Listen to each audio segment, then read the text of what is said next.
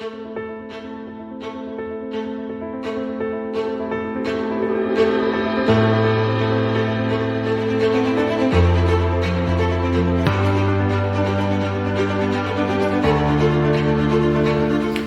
bonjour. Oui. Déjà, peut-être vous présenter. Je suis M. Gérard Languema, président du Front patriotique gabonais, parce que je considère que la question de la suspension n'est pas encore effective. Donc, je considère que mon parti existe, président du Front patriotique gabonais. Je ne fais pas d'amalgame, comme j'entends certains acteurs le faire. Je suis président du Front patriotique gabonais. Je suis député de la transition. Et je suis père de famille. Vous êtes chez moi. Voilà. En effet, merci. Un an déjà, jour pour jour, que le CTRI a pris les rênes de ce pays. Nous avons constaté bel et bien un bilan. Qu'en pensez-vous de ce bilan? D'abord, parler en termes de bilan, je pense que c'est faire un mauvais procès. Le président n'est pas élu. Vous comprenez? Oui. Nous sommes en pleine transition. Donc, parler de bilan, je crois que la parole a été plus forte que la pensée. Je parlerai plutôt d'apprécier le travail effectué par le président Oligui, président de la transition, et les membres du CTRI. Je crois qu'il faut apprécier.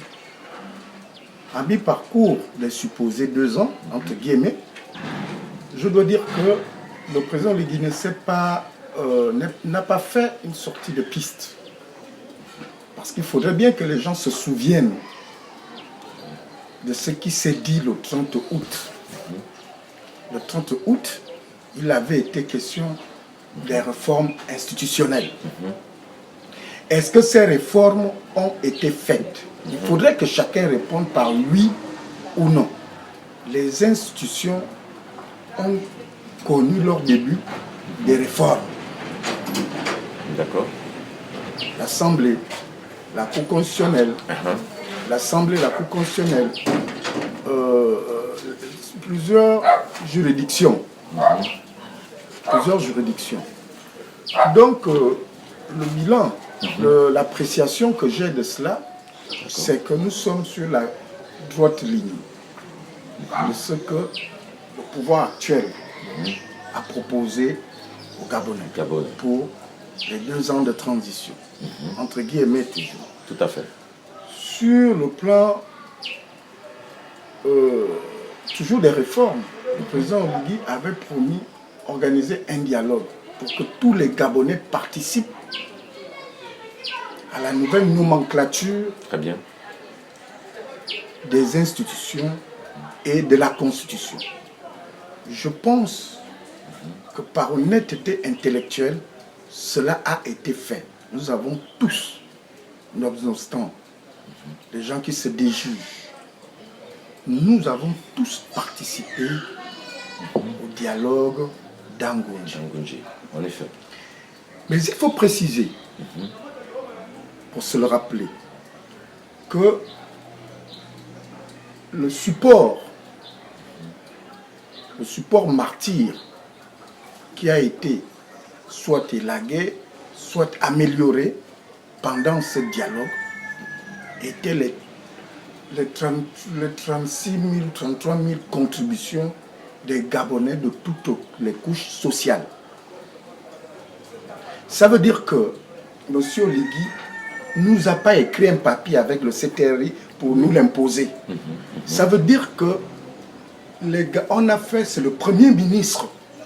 Parce qu'il faut bien expliquer aux Gabonais, c'est le Premier ministre qui a lancé un appel à contribution. En effet. Et les Gabonais ont réagi à cet appel en apportant leur contribution. Et ce sont ces contributions qui ont été discutées ou querellées pendant le dialogue. D'accord. Évidemment, moi je crois que jusque-là, la question de la visée des réformes D'accord. est là. D'accord. Maintenant, si on va sur le plan, ça c'est sur le plan politique, oui, j'entends des gens dire que qu'on suspend les partis, pourquoi. En effet, c'est une question d'ailleurs qui tarde l'esprit des Gabonais. Les partis, la proposition de suspension des partis a été faite par les Gabonais. Mais entre nous, regardons-nous. Moi, je veux que les gens se regardent. Vous savez, on va me tuer dans ce pays parce que moi, je sais dire la vérité. En toute franchise. Vous comprenez? D'abord, pour l'instant, il n'y a pas un texte qui suspend les partis politiques. Ça, c'est le premier élément à retenir. Le deuxième élément, c'est que entre nous, qu'est-ce que nous voulons exactement? Voilà un pays de moins de 1,5 million habitants. Peut-être pour exagérer, 2 millions d'habitants. Nous avons pratiquement 120 partis, parce qu'il y a 106 légalisés et bien plus en attente de légalisation. Est-ce que nous-mêmes, comme nous sommes avec notre conscience, est-ce que cela contribue à la construction du Gabon? Moi, je veux bien croire que avoir un parti politique, c'est participer à l'élan démocratique. Mais comment voulez-vous que cela soit sérieux si un parti politique n'a pas de siège? Si les 106 partis avaient des sièges, on peut comprendre. Si les 106 avaient des idéologies, des courants de pensée économique, on peut comprendre. Mais lorsque rien de tout ça n'existe, si ces 106 partis avaient une existence sur le terrain, visible et appréciable, on peut comprendre. Très bien. Mais pour la plupart, il n'en est rien de tout cela. Et certains trouvent la force et le courage de dire que c'est de la dictature. Je dis non. Même pour la création de partis politiques, il faut des réformes. Moi, Languema, je suis prêt à me fondre dans un regroupement et me battre à l'intérieur si je veux être leader pour devenir le leader. Tout à fait. Parce que le parti ne peut pas être perçu comme une petite épicerie politique ou comme un parti sac, qu'on se balade avec le récépissé, qu'on sait comment on a eu d'une manière ou d'une autre. Si nous disons que c'est le changement que nous voulons au Gabon, effectivement, ce changement, on a peut-être obtenu ce que les gens souhaitaient à haute et intelligible voix, le départ du clan Bongo. C'est vrai que nous n'avons pas totalement satisfaction, mais on doit dire que les principaux acteurs, je le disais depuis 2018 dans mes discours, que la famille Bongo n'avait qu'à se mettre un peu de côté, 56 ans après, sans avoir apporté le bonheur aux autres concitoyens. On devrait, quand on veut être, quand on a un peu d'amour pour son pays et de patriotisme, on devrait avoir du recul, parce que chaque fois que les Bongo participaient à une élection, cette élection se terminait par des violences, par des tueries, par des blessures, par des emprisonnements. Vous savez, dans ce pays, je le dis pour que les gens se rappellent, j'avais dit à M. Ali Bongo, qui est vivant, nous étions à deux au salon marocain, nous discutions du Gabon. C'est un grand frère qui a souvent su discuter avec moi au-delà de ce qu'on peut lui reprocher. Je lui avais dit, grand frère, là je parle de M. Ali Bongo, je lui avais dit, grand frère, M. Ali Bongo, faites attention à tout ce que vous faites. Parce que si un peuple ne peut pas vous demander des comptes, vous comprenez? Mais il y a quelqu'un qui va vous demander les comptes. Et je crois que ça n'a pas mis du temps. Vous comprenez? C'est arrivé. Cette autre personne qui s'est maniée sa manière de te demander des comptes, lui a demandé des comptes. Et nous tous, nous savons où nous en sommes. Aujourd'hui. J'avais dit, lors de mes déclarations, pour ces déclarations mensongères, je parle de M. Alain Claude Bilibinze. Il était encore, je crois, Premier ministre. Premier ministre sous le régime de... Je lui avais dit ceci, lors d'une conférence de presse, que M. Alain Claude Bilibinze ne pense pas que les Bongo t'ont donné un bon cadeau. Les Bongo t'ont donné un cadeau empoisonné. Et je t'assure que tu seras le dernier des premiers ministres des Bongo. Est-ce que ça ne s'est pas fait? Prophétie accomplie. Si les journalistes suivent bien, j'ai passé de 2017 à 2023 à dire que pour l'avenir du Gabon, il faut un général. Il faut qu'un général prenne. Vous avez eu la vision, pouvoir. président. Est-ce que ce n'est pas arrivé? Aux yeux des Gabonais. Aux yeux des Gabonais et du monde entier. En effet. Je le dis pour que les gens comprennent quel type de leader je suis. Je ne dis pas des choses à la légère. Et je dois vous dire, je vous ai dit qu'Ali, c'était mon grand frère. En effet. Que c'est mon grand frère autant pour moi. Que j'affectionne d'ailleurs. Peu importe la situation. Mais politiquement, nous étions diamétralement opposés. Parce que sa gouvernance laissait à désirer. Pour revenir au sujet, le bilan. Moi je dis, ce n'est pas le bilan pour moi, c'est mon appréciation. Appréciation, en effet. Parce que M. Legui n'a pas un mandat. Tout à fait. Sur le plan économique, en termes de bilan, M.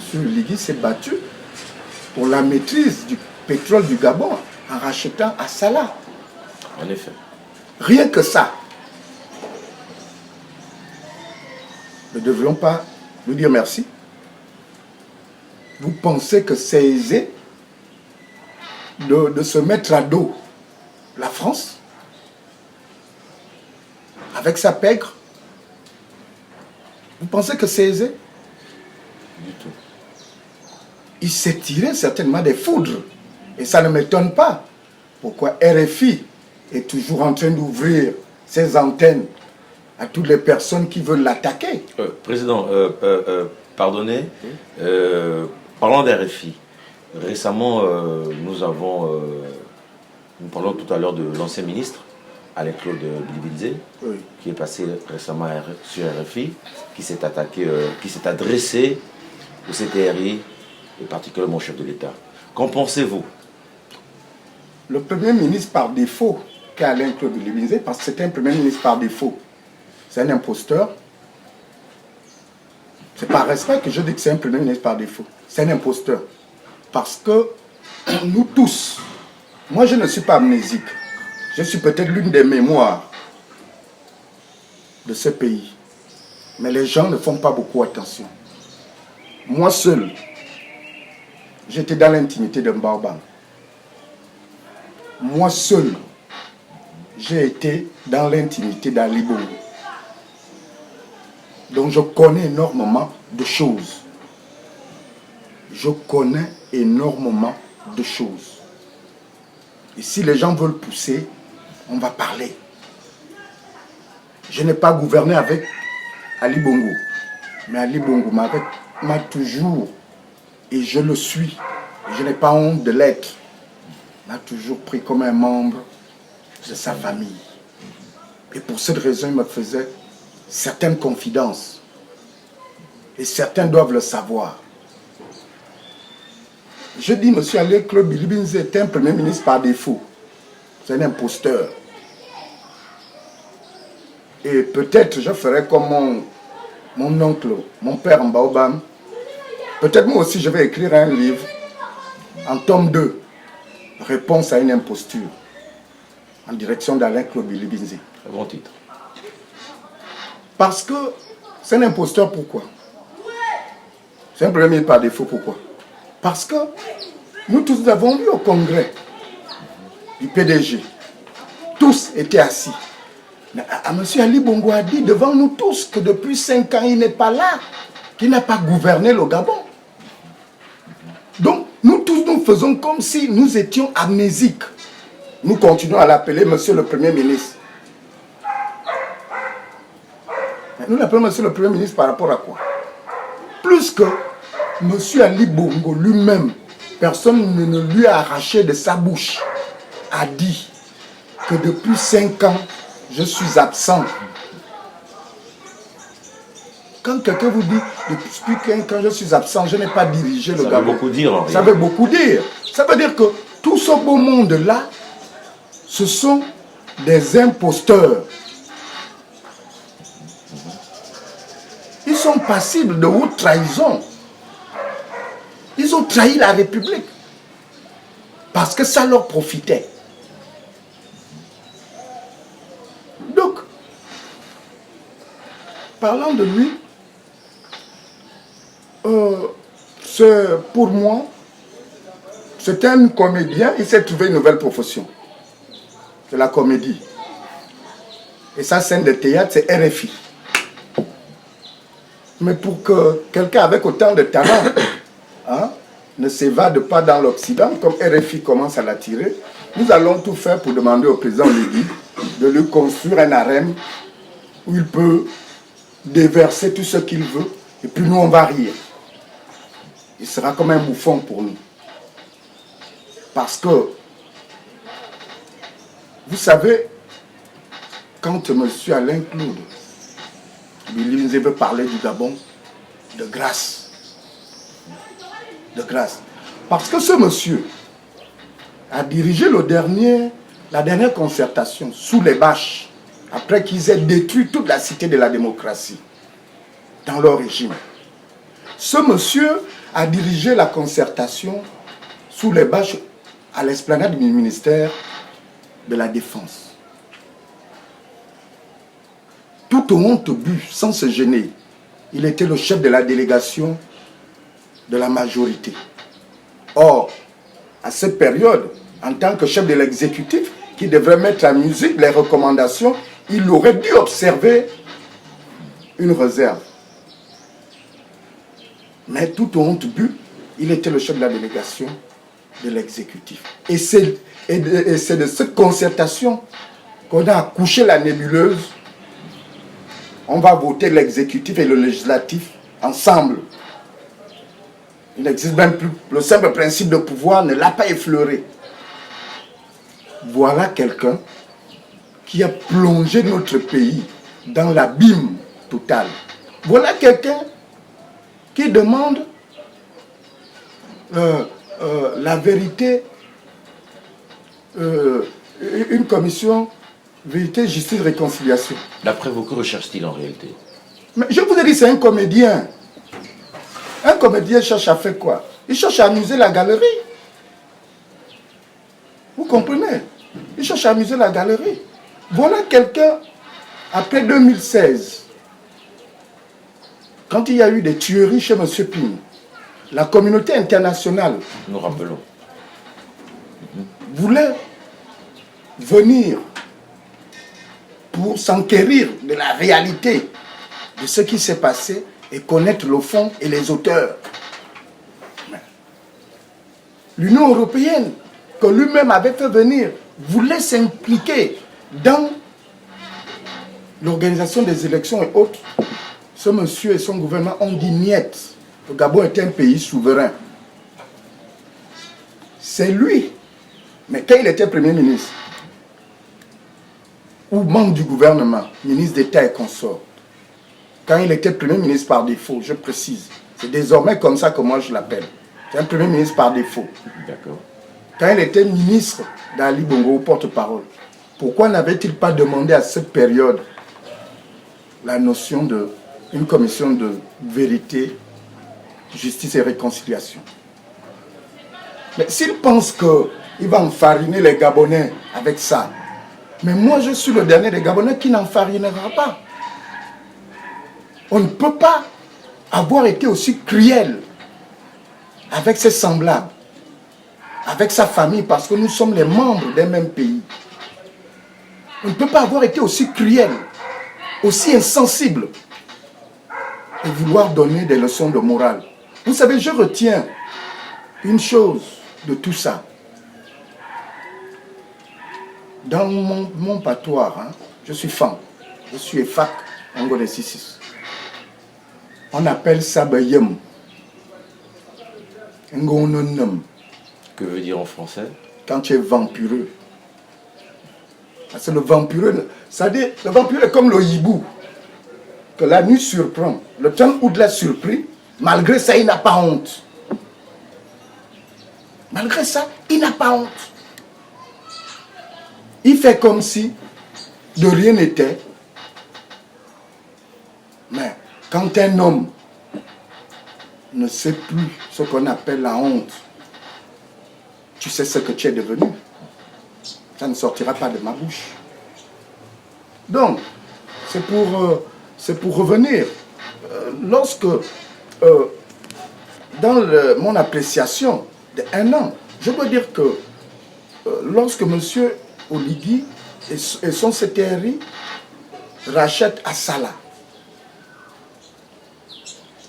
mais enfin, moi je crois que ça va être une plus-value pour notre pays, parce que quel est le douanier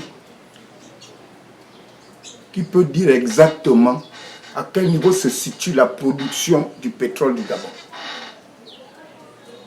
Or, à partir d'Assala, nous saurons ce que nous produisons réellement comme baril de pétrole, et nous saurons à quel prix il est vendu, parce qu'on aura des marketeurs, à quel prix il est vendu à l'extérieur, et nous saurons ce que ça nous rapporte annuellement.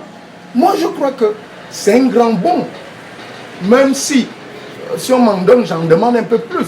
Je dis, rien que le fait d'avoir, sur le plan économique, d'avoir repris Assala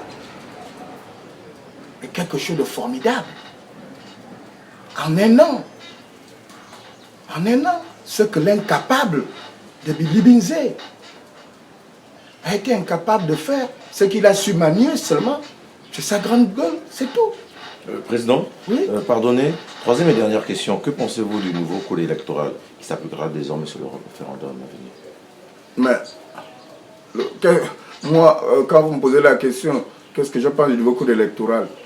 Moi, je dis, vous savez, le ministre de l'Intérieur, en tant que parlementaire, est passé à l'Assemblée nationale. D'accord. Pour présenter ce code électoral. Il est passé à l'Assemblée nationale, il est passé au Sénat. Vous comprenez? Ça veut dire qu'il y a des gens qui l'ont regardé.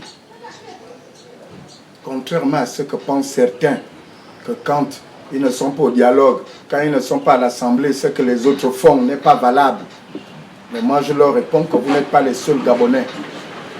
Et il n'y a pas de perfection.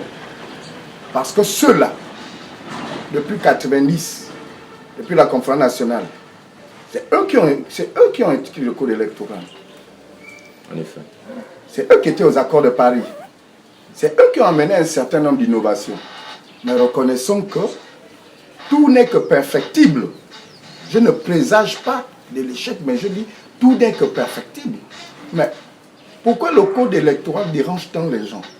J'entends certains dire le ministère de l'Intérieur ne peut pas être en charge des élections, ils ne seront pas neutres. Mais moi j'ai envie de leur poser une question toute simple. En France qui organise les élections, n'est-ce pas le ministère de l'Intérieur? Le ministre qui est en charge du ministère de l'Intérieur n'est pas du pouvoir. Mais pourtant, c'est une question d'engagement. Ce n'est qu'une question d'engagement. Et reconnaissons-le, les élections gérées par les commissions indépendantes, comme La dernière élection présidentielle et la couplée et consort a pris près de 100 et plus de milliards de francs. Moi je dis, je soutiendrai que les élections reviennent au ministère de l'Intérieur dans un pays normal. Pourquoi on est dans la suspicion absolue? Il faut reformater notre manière de penser. Nous ne pouvons pas faire comme si nous vivons désormais avec l'esprit retors. Il faut, c'est un nouvel apprentissage que nous allons faire. Nous avons traversé l'époque des Bongo. Nous avons traversé l'époque de Billy Binze, qui déclara à l'Assemblée nationale que le PDG n'est pas prêt à faire le relais. Nous avons dépassé cette époque. Nous sommes dans une nouvelle ère. Pourquoi on aurait peur d'essayer de remettre les choses à la normale? Comment dire, qui ne tente rien n'a rien. Qui ne tente rien n'a rien. Et moi, je préfère quelqu'un qui tente que quelqu'un qui ne fait rien. Tout à fait. Nous avons mis les enveloppes à coller. Nous avons mis un certain nombre de choses. Nous avons tenté. Même si le résultat n'est pas celui escompté, mais on a essayé. Moi, j'exhorte les Gabonais qu'on essaie avec le ministère de l'Intérieur. Vous comprenez? Dans tous les pays, que ce soit aux États-Unis, que ce soit en France, j'entends certaines personnes de la société civile dire que non, dans les autres pays africains, c'est les commissions indépendantes. Mais la commission indépendante, c'est quand le logiciel n'est pas à sa place. Vous pensez que la commission indépendante, c'est la conséquence de l'incapacité des institutions à organiser des élections correctes. Si une institution organise des élections correctes, est-ce qu'on a besoin d'une commission indépendante? La commission indépendante, c'est déjà la suspicion. On dit, vaut mieux que toi et moi, nous laissons, on donne à quelqu'un d'autre. C'est ça que ça veut dire. Or, nous sommes dans une nouvelle ère. Il faut que l'État reprenne de l'espace. Il faut que l'État reprenne de l'espace. Ça ne sert à rien de créer une commission indépendante avec des employés. Parce que par exemple, on organise les élections tous les 7 ans. Vous comprenez? Après l'élection, 7 ans, on paye pratiquement 100 à 200 personnes ou 50 personnes à ne rien faire. Parce qu'ils doivent attendre les prochaines élections. Et à quel prix on les paye? Ce qui n'est pas du tout normal. Ce qui n'est pas normal, c'est de l'argent qu'on gaspille. Or, moi je pense que quand il y a une direction générale des élections, rendons-la libre d'exercer sa fonction régalienne. Rendons-la libre d'exercer sa fonction régalienne.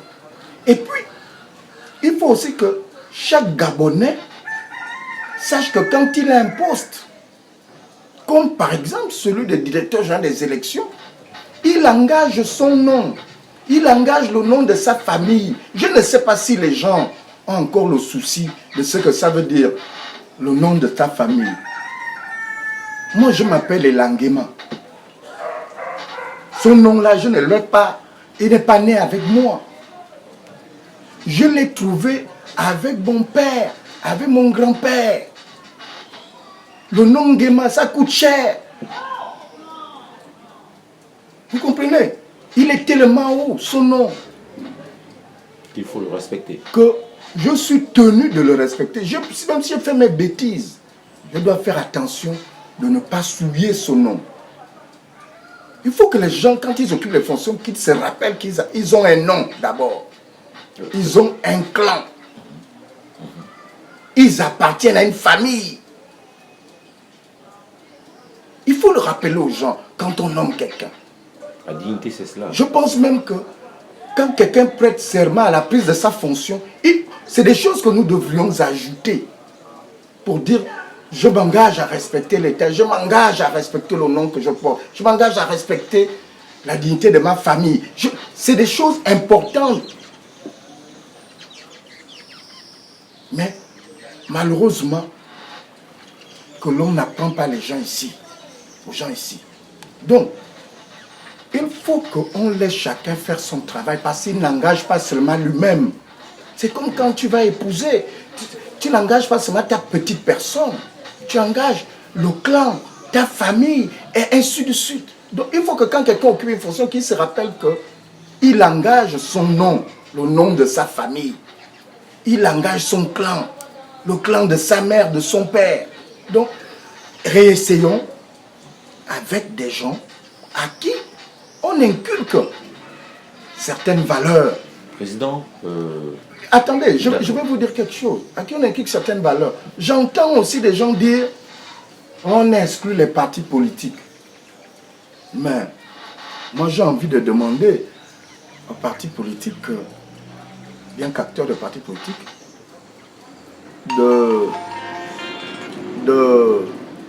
de 90 à 2023, les partis politiques, les magistrats, tout ce monde, les partis politiques, les magistrats, tout ce monde s'est impliqué dans l'organisation des élections. Est-ce qu'on peut me dire le résultat que ça a donné? Le résultat, c'est ce qui nous a amené beaucoup de libérations, beaucoup d'États. Et puis, pour être sérieux,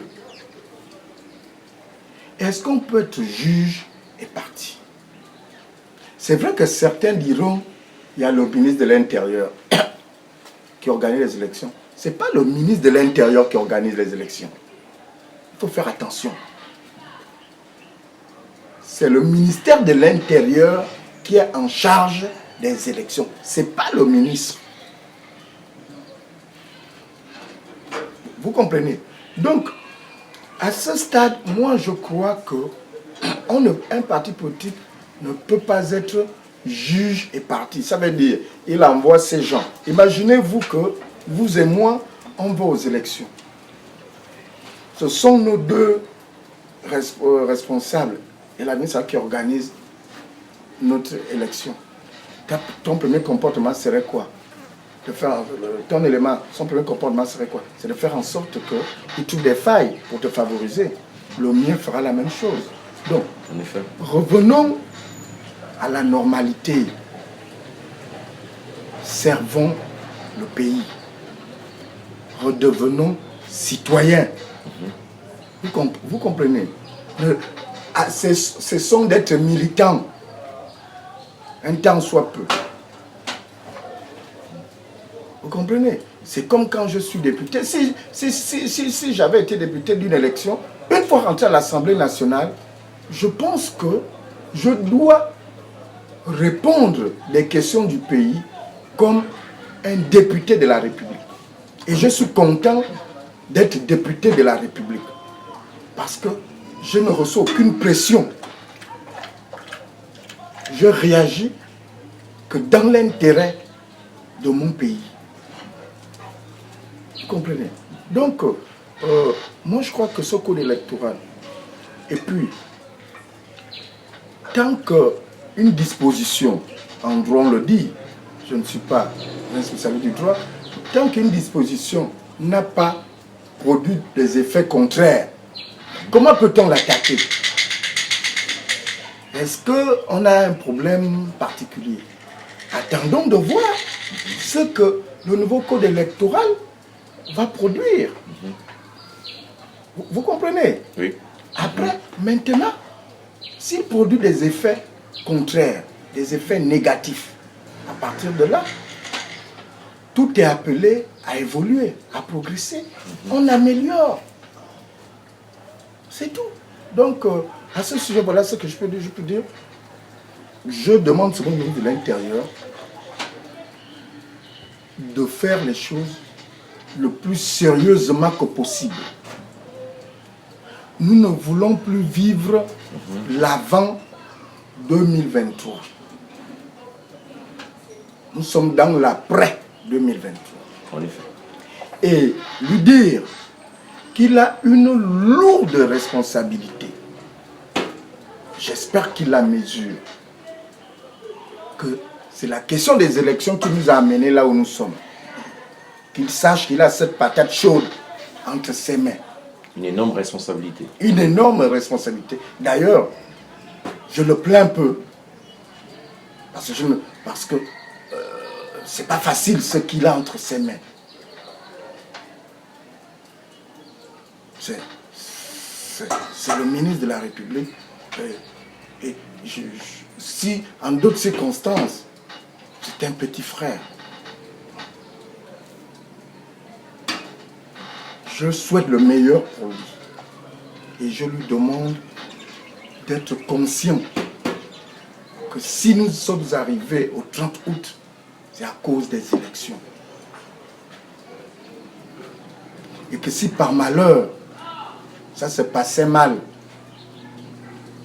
ce sera sa responsabilité.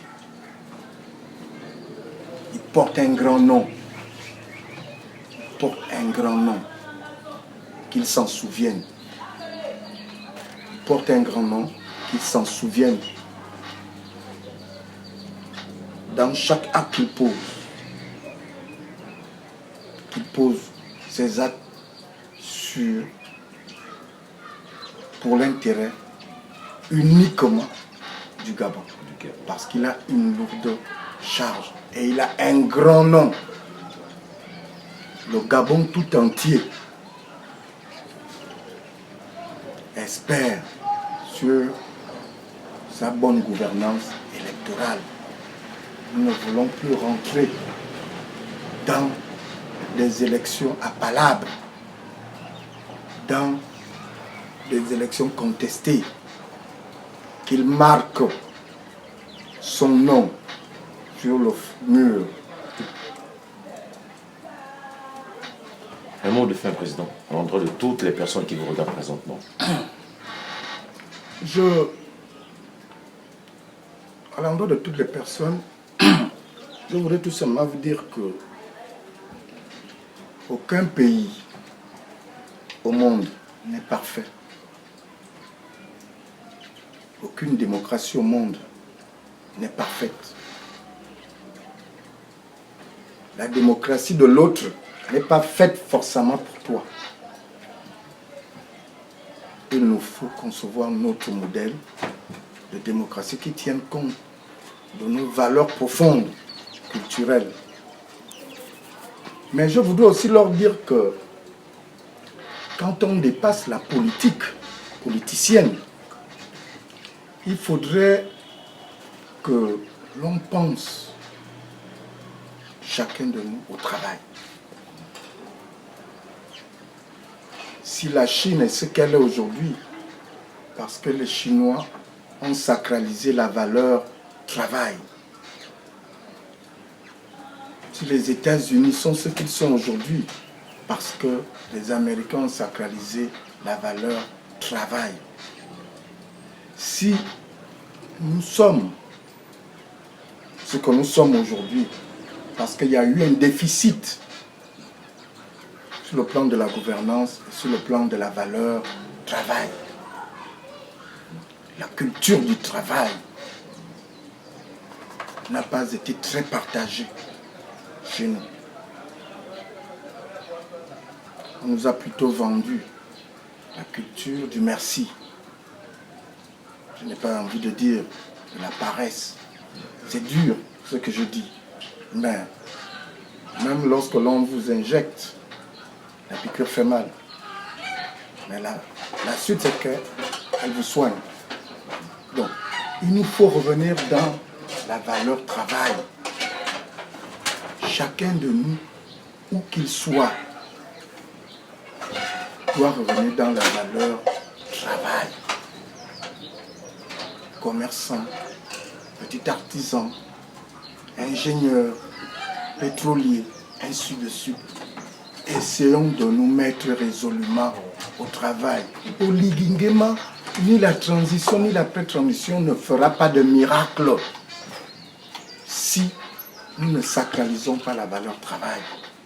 Que ça vienne d'abord de nous. Il faut que ça vienne de nous. Et personne ne viendra construire, ni nous-mêmes, ni notre pays, à notre place. C'est pourquoi je veux, pour finir, que M. Oligui Nguema mette la valeur travail aussi au centre de ces préoccupations profondes, qu'il contamine cette force de bâtir qu'il a. Bâtir au sens large du terme. Qu'il contamine aux autres concitoyens cette force de bâtisseur qu'il a. Ce caractère de bâtisseur, ce caractère de fonceur qu'il a. Qu'il nous contamine ça. Moi aussi à l'intérieur. Vous comprenez? Donc c'est mon mot de fin. Et pour dire aux Gabonais que, comme on le dit vulgairement, Paris ne s'est pas construit en un jour.